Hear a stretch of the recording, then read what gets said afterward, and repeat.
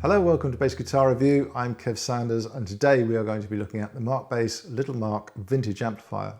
Italian bass amp manufacturer Markbass was launched in 2001 and have since built up an enviable reputation. They pioneered the use of neodymium speakers and Class D amplifiers, and they've consistently hit the sweet spot when it comes to producing high quality, lightweight bass amplification.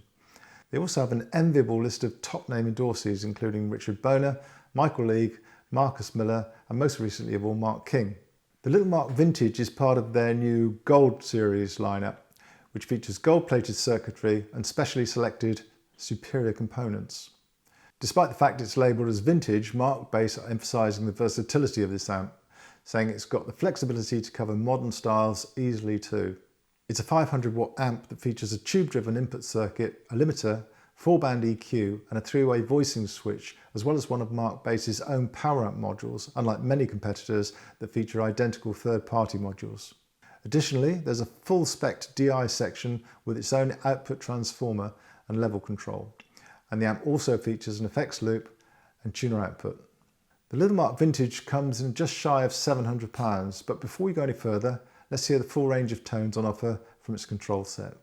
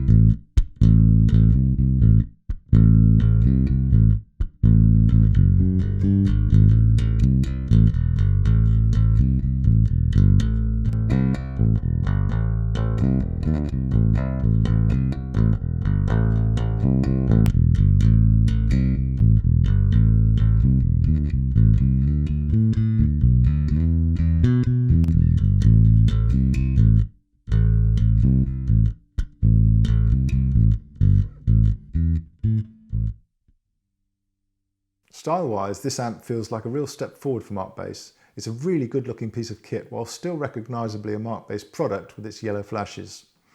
It's amazing how much visual impact the big gain and master volume control knobs have, with the knobbled grip harping back to large Bakelite knobs on vintage hi-fi and radio equipment. Pride of place is given to the 12AX7 preamp tube sitting right in the middle of the front panel. Whilst it is part of the input circuit, it's clearly not getting driven hard enough to glow sufficiently, so Markbass have added amber LEDs behind it to light it up even more. Plugging in, I was immediately met with the characterful, classy sound. Within a very short time it became clear that the small 3-way voicing control is the key to the tonal character of the whole amp. Starting at the noon position, with the little squiggly symbol, you get a scooped SVT-esque mid-range with masses of low end and a bright top with lots of string definition.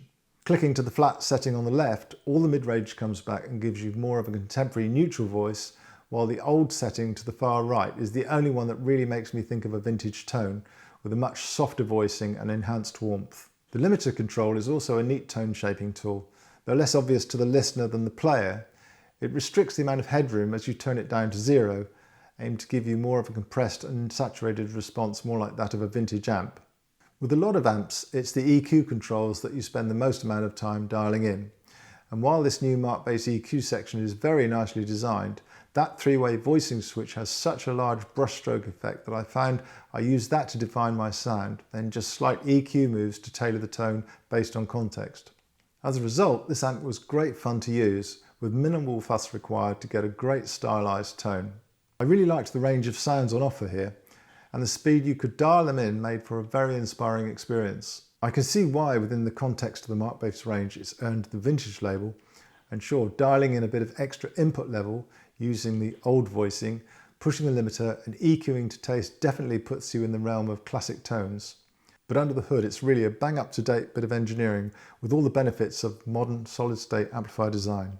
Ahead of the review, I had no idea what to expect, but having played it, I can see why Markbass are reluctant to pigeonhole it to a specific style. Ultimately, I just hope that you all get to try this amp for yourselves, because it's a great one. And I fear that it's not quite clear just from the product description why it might be the amp for you. At £700, it's rubbing shoulders with some boutique brands with serious cachet value, but given the quality of the sound and the feature set, it can more than hold its own and is well worth auditioning. I really hope you enjoyed watching this video. Don't forget to subscribe and click on the bell icon to be notified of our future videos. And let us know if there's any piece of bass gear you'd like to see us review. Thanks for watching. I'll see you next time on Bass Guitar Review.